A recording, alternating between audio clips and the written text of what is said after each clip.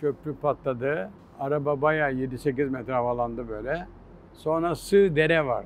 Onun kıyısına doğru kumluk yere düştü. En acıklı yeri de burası. Eli aşağı düştü ve elinde yüzük. Sözlendiği yüzük.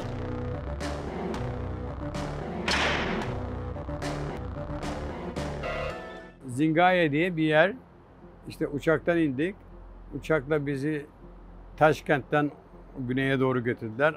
Afganistan sınırına.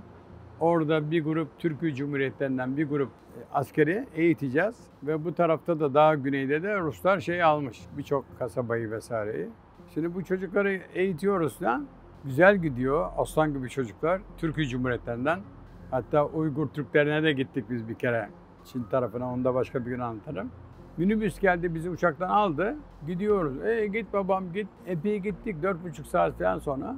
Böyle ormanlık bir alan. Bir tane köprü var. Karşıya geçiyor. İleride de köy belli. Biz işte askerlerle Amerikalılar bekledi. Blackwater duydunuz mu?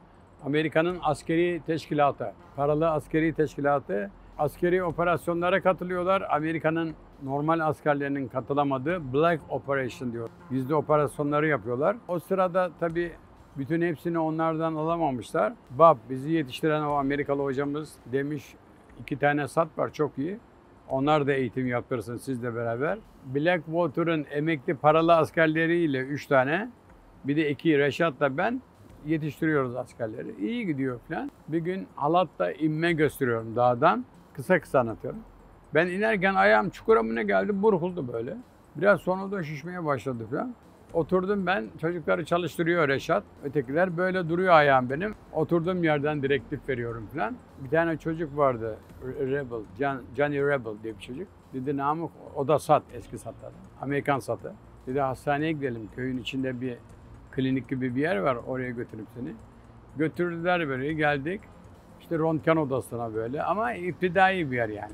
Hemşire röntgene bakan ayağımı çektirdi falan.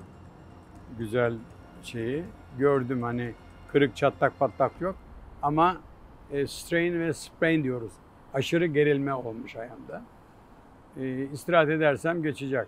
Ondan sonra o Rebel orada beni getirdiler meydana, köyün meydanına. Hep deniz görmek istiyoruz ya, göl, deniz filan bilmem ne. Orada da bir nehir var, üzerinde çok güzel bir köprü var. Macera o köprüyle ilgili zaten.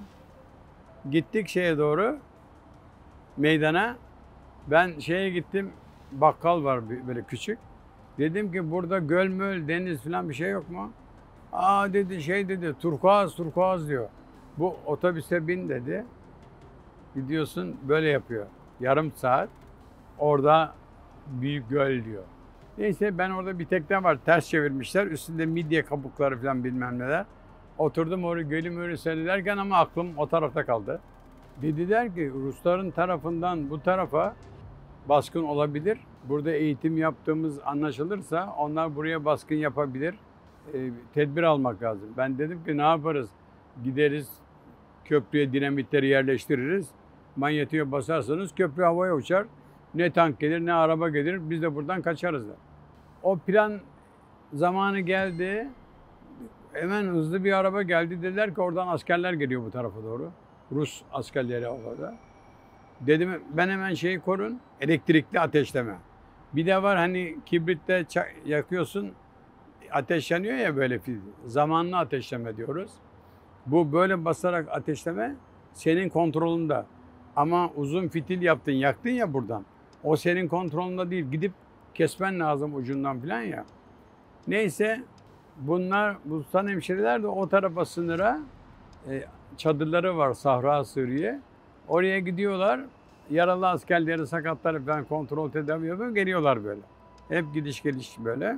Orada işte en son geri dönerlerken bize haber geldi hani köprüyü uçurun diye ya. Bunlar Amerikalılar dizdi, patlayıcıları falan. Böyle ağaç bir köprü ama arabalar geçiyor üzerinden. Orada hani ben elektrikli ateşleme yapalım, kontrol bizde olsun dedim ya. Bunlar zamanlı ateşleme, yani fitili yakıyor. Ondan sonra time fuse diyorlar. Yana geliyor. Senin kontrolünde değil. Durdurmak istersen gidip oradan kesmen lazım. Köprüden de sultanların minibüs falan başladı mı gelmeye? Arkasından da başka bir normal araba, şey değil, sıvı arabası değil. Böyle geliyorlar mı? Gelirken olayı görünce hemen koşarak bağırmaya gittim. Elimde de M16 var. Birkaç tane ateş ediyorum. Reşat beni gördü. İşaret ettim köprüye. Böyle böyle diyorum hani elektrikli ateşlemeye. Geldi ortaya. Köprü patladı. Araba bayağı 7-8 metre havalandı böyle. Sonra sığ dere var. Yani derin su yok. Onun kıyısına doğru kumluk yere düştü. Biz hepimiz koşarak hemen oraya.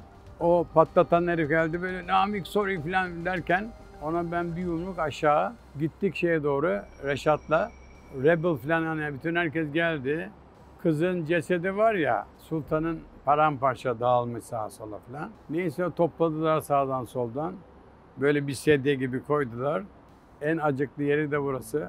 Böyle bir meyilden yukarı çıkarıyorlar ya. Tık elinden eli aşağı düştü ve elinde yüzük. Sözlendiği yüzük. Rebel nasıl ağlıyor biliyor musun? Nasıl kendini yerden yere atıyor falan. Sonra bu işi yapan herife de Amerikalıya bir yumrukta. Onu kaçırdılar benden. Akşam da hepsi o 3 tane Amerikalı ders veren Blackwater'dan hepsi kaçtı. Reşat bana dedi ki abi onların boş çadırı, boş gece. Amerikalılar kaçtı geriye, biz kaldık mı? Reşat'a dedim ki oğlum bizim de suyumuz ısındı. Biz de buradan yavaş yavaş sıvışalım dedi. Biz gittik. SAT Komando İhtisası'na gittik Amerika'ya. Vietnam'a giden gelen SAT'larla, subay asubay onlarla çalışacağız. İşte biz onlara öğreteceğiz. Onlar bize bilgi paylaşımıydı.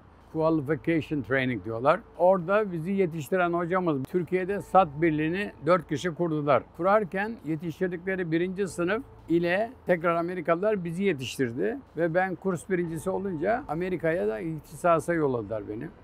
Orada işte bir sürü Amerika Judo şampiyon oldum.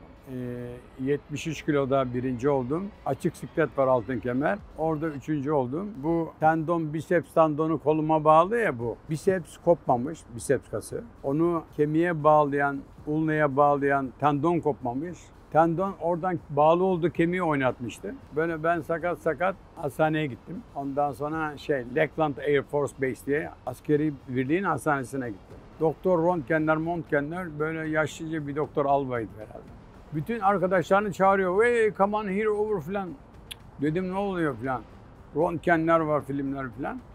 Birçok şey gelmeye başladı. Dedi ki onlara bakın sizi niye çağırdım? Bu tıpta çok olan bir şey değildir dedi. Adamın dedi pazısı kopmamış. Tendon kopmamış, tendon bağlı olduğu yerden kemiği oynatmış. Avulsyon dediğimiz bir sakatlık şekli bu. Kıdemli doktor ya öğrenin falan diye judo yaparken açık siklette 120 kilo o siyahi adamlarla falan da yaptım. Deniz piyadeleriyle falan. Amerika'da işte 4 Temmuz vardı. 4 Temmuz onların bağımsızlık bayramı. O bağımsızlık bayramında eğlenceler, paraşüt atlamalar, yüzmeler, koşmalar bir sürü yarışlar yapılıyor. Tonguç yüzbaşımız var. O bana dedi ki Namık sualtı yüzme yarışı da yapıyorlarmış. Sen gir dedi ya.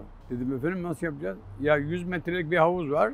Çıkarma havuzu, çıkarma birliklerinin çalıştığı havuz. Neyse kısa kesim 24 tane Amerikalı deniz piyadesi atma bir sürü. Başladık biz girdik 24 kişi var. Gidiyoruz geliyoruz. 6 saat geçti. 7-8 kişi kaldık. Yine gidiyoruz 9 saat oldu. Baktım bir kişi var 2 kişi gidiyoruz. Neyse ben devam etmeye başladım. Gidiyorum 11 saat oldu. Tık önüme bir bıçak düştü. Bizde çık artık diye. Bıçağı aldım çıktım ne oldu efendim dedim komutanım dedim. Tonguç Gönül dünya pentatlon şampiyonu benim de hocam SAT komutanımız aynı zamanda. Ulan oğlum dedi seni takip eden adam dedi 2 saat evvel çıktı seni boşuna yüzdürüyoruz dedi sen de çık dedi. Öyle bir birinciliğim de var. Askeri pentatlon engelli koşu. Orada 1. oldum. Judo zaten kendi branşım. Bataklık eğitiminde çalışırken Amerikalıların yeni kullandığı Claymore diye bir mayın var. O mayın 800 tane bilye atıyor. Var ya böyle bilyeler. Bab bize 3 tane verdi. 4 arkadaşız ya 3 tane verdi. Şimdi çocuklar bana bakıyor.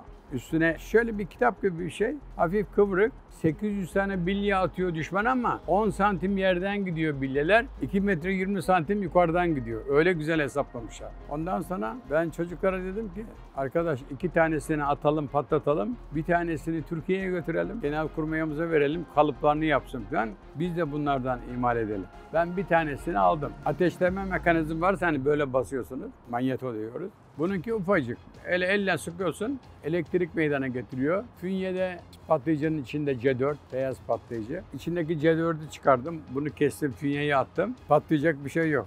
Manyeto da burada, elimle Pan American uçağıyla o anti personel mayınını Türkiye'ye getirdim. Genelkurmay kalıplarını falan yaptı. Şimdilerde bu Suriye olayı var ya, şimdilerde kullanıyorlarmış çocuklar. Onu okuyunca herkes beni arıyor Suriye'den, sınırdan falan. Hocam bunları o zaman sen mi çaldın, getirdin falan. Yani orada adı şey geçti. Pan American uçağıyla Türkiye'ye kaçırılan mayın diye.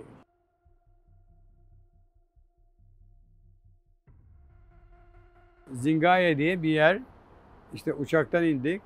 Uçakla bizi Taşkent'ten güneye doğru götürdüler. Afganistan sınırına.